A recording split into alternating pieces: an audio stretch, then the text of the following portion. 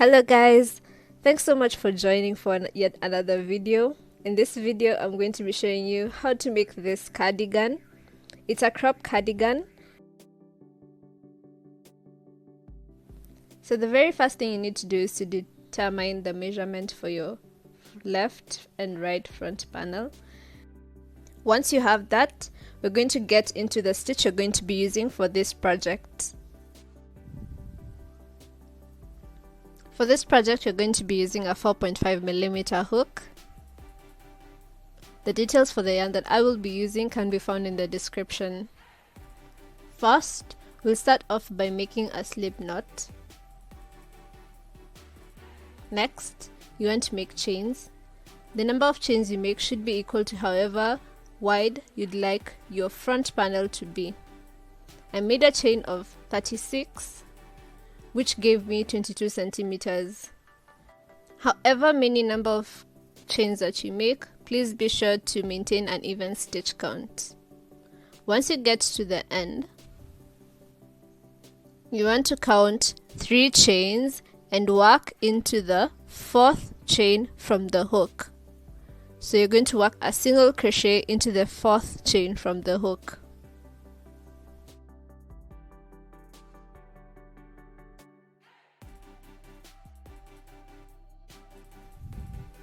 Next, you want to chain 1 and then skip 1 chain and work into the next chain.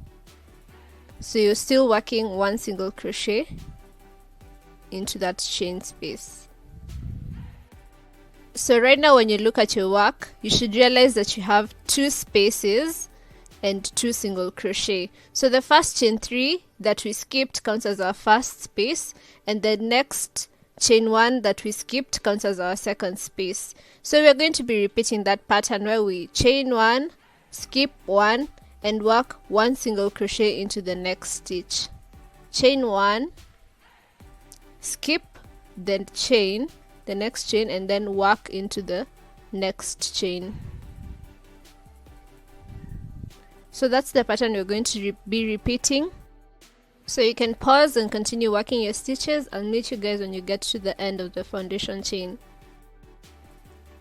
So right now I'm left with 2 stitches. You should make sure that the very last stitch you work is a single crochet.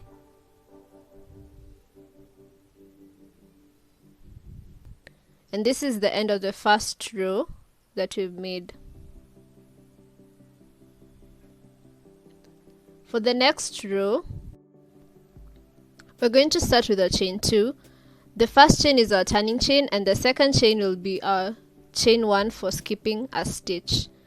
So to work the first stitch, you're going to work into the space between the single crochet. So not on top of the single crochet, but the spaces, the chain 1, skip 1 spaces we left in between the single crochet stitches. Those are the spaces you're going to work into for row 2.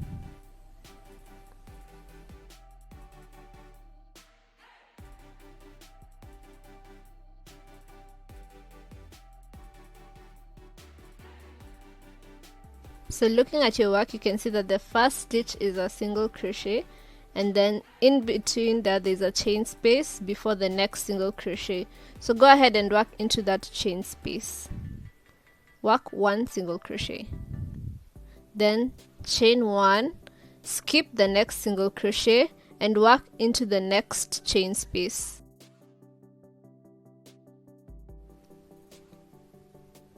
So we're just going to be repeating that pattern where you chain 1, skip the single crochet and work into the chain space. So that's the pattern we're going to be repeating for all of the next rows.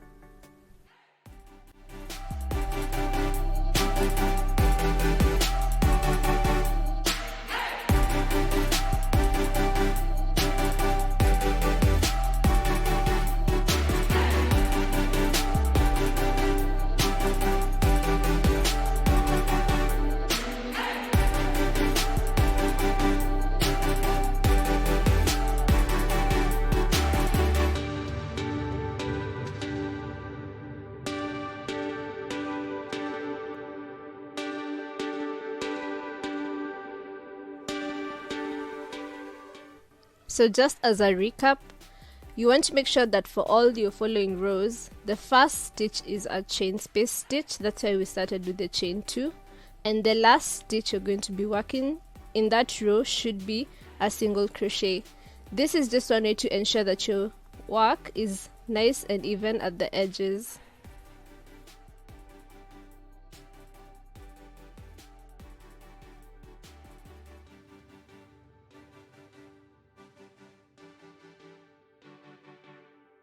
Okay, so I just finished row number 2, and as you guys can see, the first stitch for row number 2 was a chain space stitch.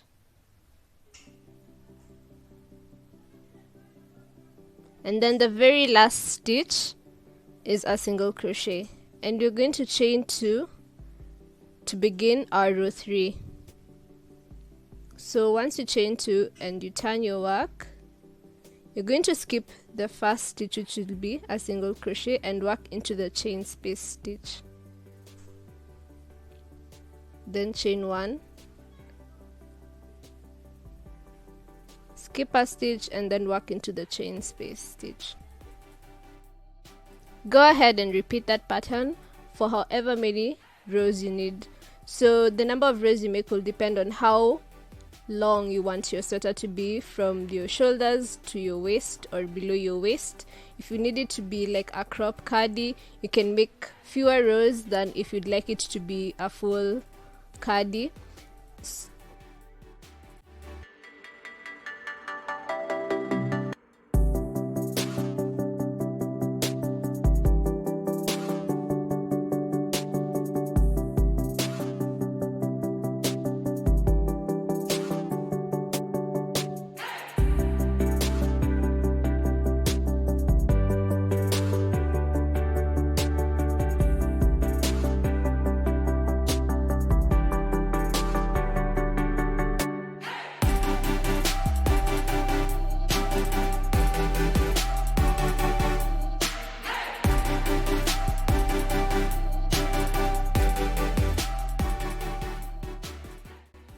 So this is kind of like what you should have once you've done all your repeat rows.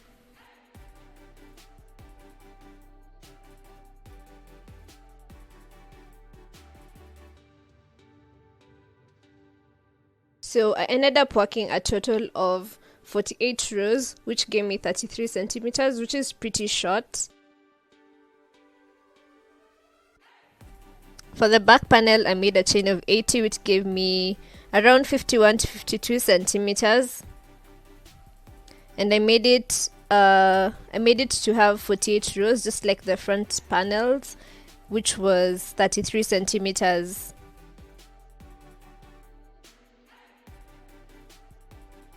For the arms, I made a chain of 40, which gave me 35 centimeters in width. And then I made 72 rows for each arm, and that gave me 47 centimeters. So you can adjust the chains and the rows to fit your own measurement.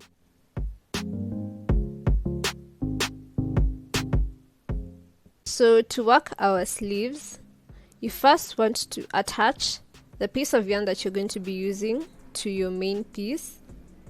So I'm using a different color yarn, but you can use a similar color yarn.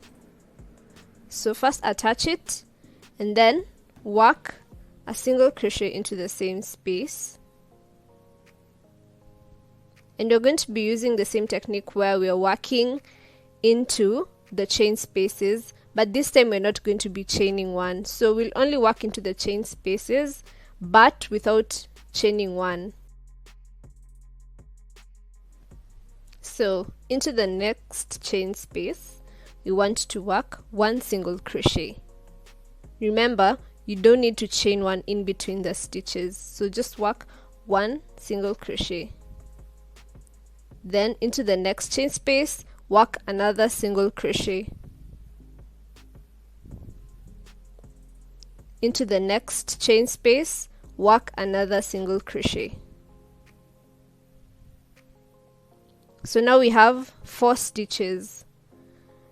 Into the next chain space, you're going to work 2 single crochets.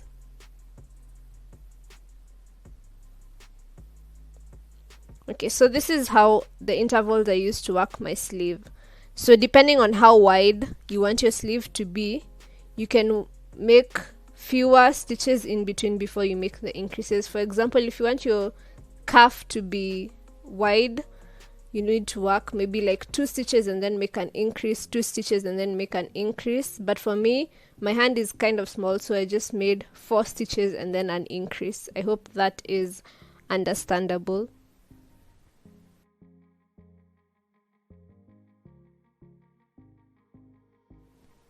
So I'm going to continue and work 4 stitches into the chain spaces.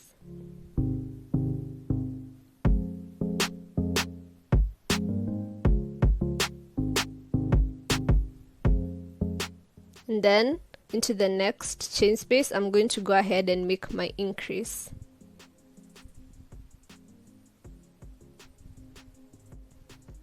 So my cuff space ended up being 20 centimeters wide.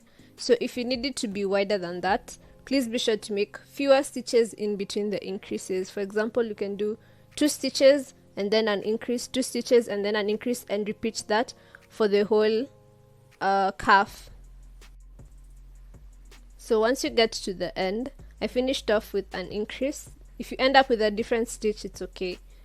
So you're going to chain 1, turn your work,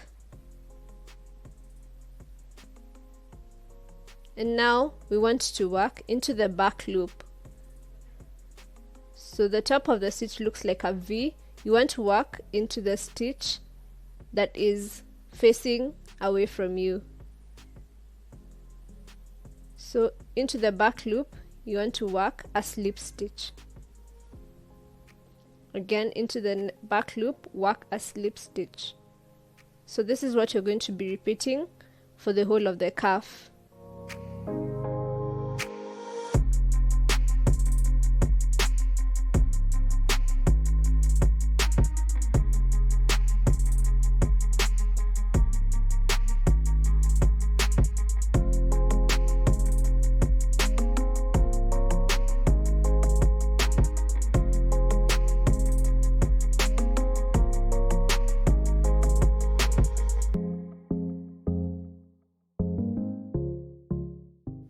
Once you get to the end, chain 1, turn your work,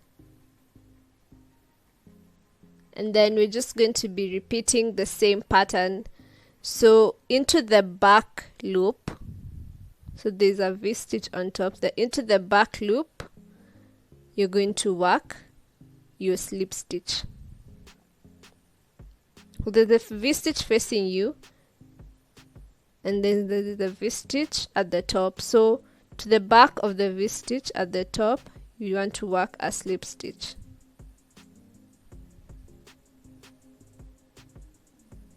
So repeat that until your cuff is wide enough.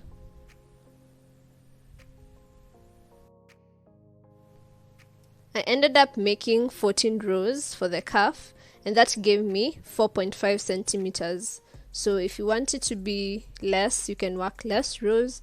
If you'd like it to be more, just add more rows.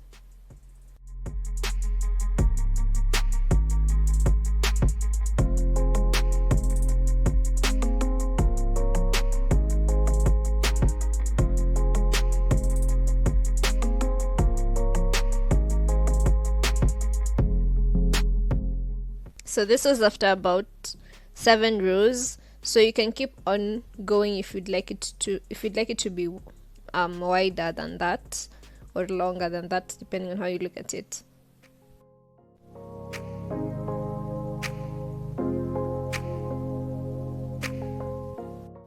Okay, so to work the edge for the bottom of the cardigan, make sure you've joined the front panel and the back panel together. And then we're going to be repeating the same thing we did for the sleeves, but this time we're going to work into each stitch including the single crochet. So work 1 single crochet into each stitch, not only into the chain spaces, you work into each stitch. So you're going to work into the chain space, and you're also going to work into the single crochet.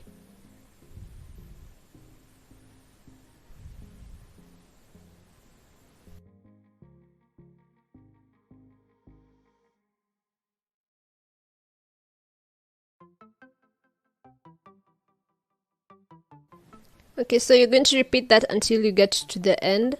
Make sure you work one single crochet into each stitch without skipping a stitch. So that's the only difference with this, how we worked the cuff. Otherwise, you're going to be working slip stitches into the back loop only for the remainder of the rows.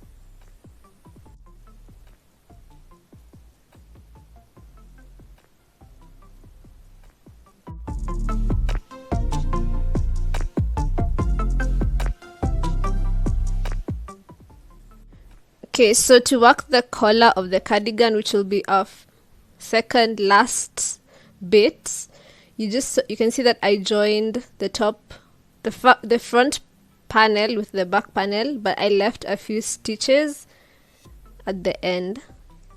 So you can leave a few stitches, maybe 6 or 8 stitches. So I'm going to be working the collar, and I'm also going to be using a beige yarn for the collar. So I'm going to be attaching it first into the very first stitch.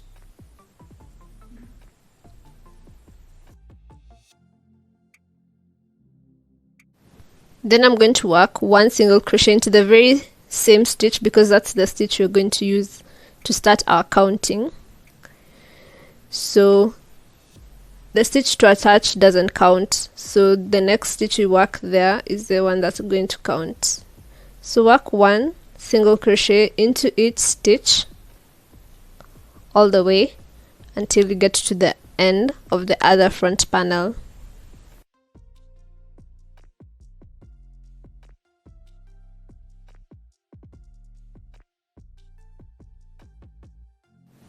When you get to the part where the two panels join, you can work both stitches together just to give you a smooth transition. And then continue working one stitch up until the end.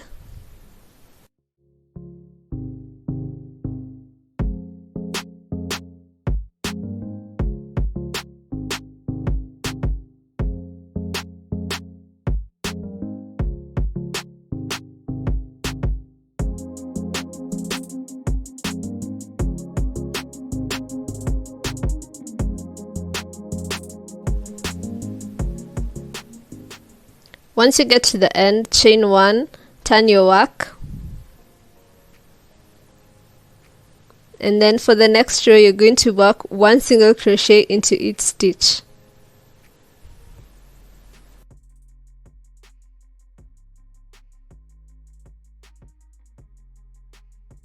Repeat this until you have 6 rows in total.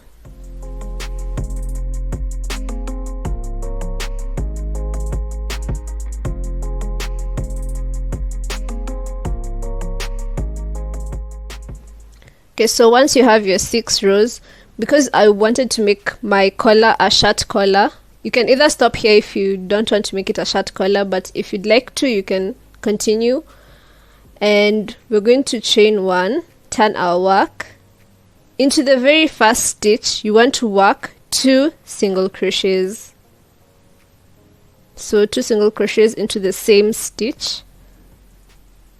So it will make it wider as we go down. And then you can continue working 1 single crochet into each stitch until we get to the last stitch. For the last stitch, we are still going to work 2 single crochets into the same stitch. So to continue working the rest of the collar, you're going to make a repeat row, and then in the next row you make an increase. Please follow the instructions on the screen to work the remaining part of your collar.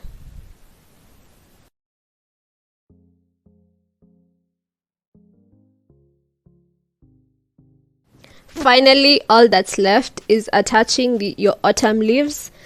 The pattern for the autumn leaves is in the description because it wasn't my pattern. So you can make the leaves and then attach them. I also have a separate video on how to attach appliques to your projects. So you can check that out in the description as well if you have trouble with that. And that is the end of the video. Be sure to like and subscribe. And see you guys next time. Bye.